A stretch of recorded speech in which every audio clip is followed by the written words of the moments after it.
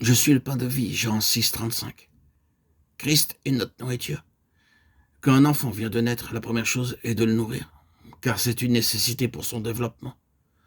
Cette loi est également vraie sur le plan spirituel.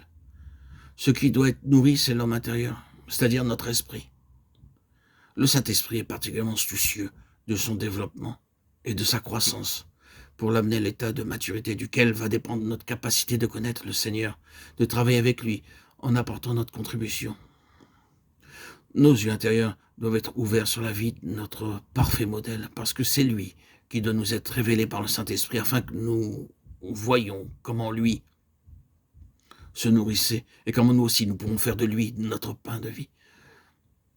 Selon Jean 6, 56, le Seigneur déclare « Celui qui mange ma chair, qui boit mon sang, demeure en moi, et je demeure en lui. » Manger et boire, c'est se nourrir. Que se passe-t-il alors? Vous voyez la réponse. Il demeure en moi, et je demeure en lui.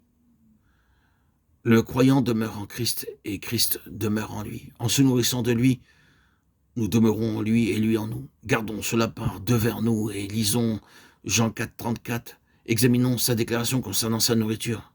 Et que dit-il? Ma nourriture est de faire la volonté de celui qui m'a envoyé et d'accomplir son œuvre. Nous avons là le secret de sa vie avec le Père. Pour lui, se nourrir, s'alimenter consistait à faire la volonté de Dieu. Nous sommes ici en présence de deux choses fondamentales et vitales pour la vie spirituelle. Se nourrir et demeurer. Ces deux choses sont liées et fondues avec la volonté de Dieu. Faire la volonté de Dieu implique que je demeure uni à lui. Car rechercher et faire sa volonté signifie que j'ai renoncé entièrement à vivre pour et par moi-même, et que ma seule et unique préoccupation est de faire ce que lui veut, et uniquement ce qu'il veut. Cela implique la déposition de toute volonté propre, tout mobile, tout intérêt pour soi, tout intérêt égoïste. En recherchant de tout son cœur sa volonté, en demeurant uni à lui notre tête, sa vie irrigue notre homme intérieur, le fortifie, le développe en capacité, parce que nous sommes un avec lui dans sa volonté. Nous participons à son contentement, à sa satisfaction.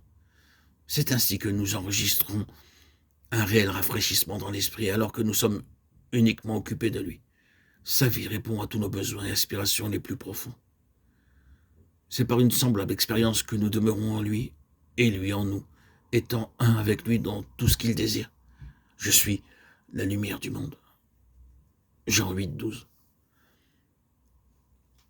Jésus déclare qu'il est notre lumière. Si nous le suivons, il nous accorde la lumière de la vie. Au chapitre 1 de l'évangile de Jean, nous lisons « En elle était la vie, et la vie était la lumière des hommes ». Jean 1, 4. La vie était la lumière procède de la vie. Sans lumière, nous ne pouvons voir. Spirituellement, nous ne voyons les choses de Dieu que par la lumière de cette vie qui nous éclaire. Si elle nous gouverne, car elle est là pour que nous la suivions, pour que nous le suivions. Si nous vivons indépendamment de Christ, nous n'en avons alors pas de lumière.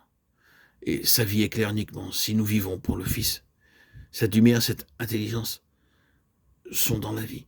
Voir avec les yeux de cette vie afin de voir Christ par une révélation du Saint-Esprit.